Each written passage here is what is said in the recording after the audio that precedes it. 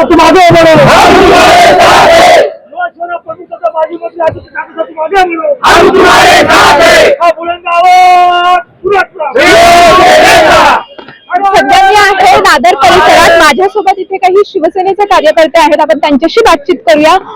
काय सांगाल, काय भावना आहे? आज दसरा मेळावा आहे शिवतीर्थावर. उद्धव ठाकरे यांचे विचार तुम्ही ऐकण्यासाठी आलात, काय सांगाल?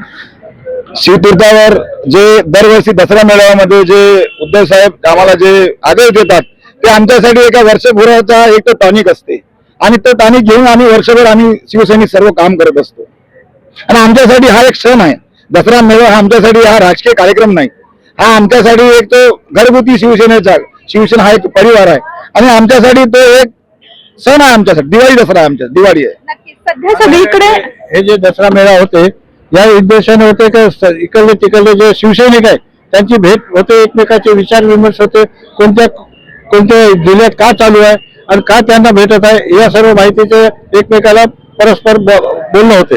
त्यामुळे दसरा मेळावा घ्यायसाठी येत राहतो आम्ही. शिवसैनिक एकही गाड्या पाठवून आलेला नाही आहे, स्वतःच्या भाकरीवर इथे आलेला आहे. नक्कीच त्याच भाड्यानं आलेले आहे, सर्व पैसे देऊन आलेले आहे. गाड्या त्यांचे पाठवले बसेस ट्रॅव्हल्स, एकही माणूस बसायला तयार नाही त्या गाडीमध्ये. 20,000 रुपये देऊन त्यांनी गाडी रिकामी. तर शिवतर त्यांनी आदेश दिले म्हणते की तुम्ही तिकडे पूर्व पाहून घ्या तुम्ही. त्यांचं एक खोटं आश्वासन होतं फक्त. त्यांना नाही का त्यांच्याकडे लोक नसल्यामुळे त्यांनी काही कार्यक्रम घेऊ शकत नाही मोठ्या गाडीमध्ये. तर आपण पाहिलं तर तिकडे सुद्धा एक दसरा मेळावा होतो आणि हा इथे देखील शिवतीर्थावर होतो आणि गोरेगावला होतो. काय सांगा? दसरा मेळावा फक्त हा एकच आणि तो शिवतीर्थावरचा. बाकी सर्व मेळावे तो त्यांचे कार्यक्रम आहेत, पैसे देऊन लोक आणणं आणि काहीतरी एक तो सोंग करणं. मेळावा फक्त एकच, तोही शिवतीर्थावरचा, तोही ठाकरेचाच मेळावा, बाकी कोणता मेळावा नाही. बाळासाहेबापासून सुरू झालेला हे मेळावा आहे आणि ते अखंड राहणार आहे. या बाबतीत काही वाद नाही आहे. बाकीचे जे तिकडले जे म्हणत आहे की तिकडले दोन आहे दसरा मेळावा, ते काही बोगस शिवसेना मेळावा आहे. कोणी हे स्वतःच्या पैशाने हे बाळासाहेबांचे जेवढे आहे तेवढे पैसे देऊन आलेले नाही, स्वखर्चाने जितके आहे इथे सर्वजण स्वखर्चाने आलेले, भाकरी बांधून आलेले आहे, झुणका भाकर घेऊन आलेले. तिकडे पैसे देऊन त्यांना बोलवते तर त्यांच्या गाडीत कोणी बसायला तयार नाहीये. कुठून आलात तुम्ही तरी? यवतमाळ जिल्हा. 4 दिवस लागतात मॅडम पूर्ण आम्हाला. 1000 किलोमीटर आहे. आंध्रा बॉर्डर आहे. आंध्रा बॉर्डर, महाराष्ट्र आणि आंध्रा बॉर्डर. काय सांगाल तुम्ही? आम्ही इथे जे आलेलो आम्ही इथं दसरा मेळाव्यासाठी आम्ही उद्धव साहेबांचे विचार ऐकण्यासाठी आणि इथून एक ऊर्जा घेऊन जाण्यासाठी आम्ही इथे आलेलो. आणि नाही आम्ही तर म्हणजे कोणत्या याच्यासाठी का बा आम्हाला पक्षाकडून काही अपेक्षा नाही. आम्ही आमच्या स्वतःच्या स्वखर्चाने निधी देतो.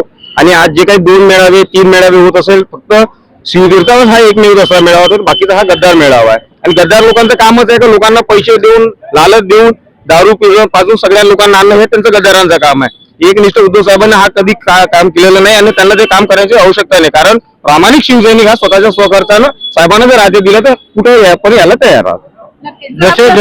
जसे हे लोक पैसे घेऊन पक्ष फोडलं त्याप्रमाणे पैसे देऊन लोकांना जमा करत आहे त्याच पैशातले, पण कोणी यायला तयार नाही. पैसे वाटून आमदार आणले यांनी जसे पैसे वाटून आमदार आणले तसेच पैसे वाटून लोकांना आणायचा प्रयत्न करताय, पण त्यांच्याकडे येत नाही.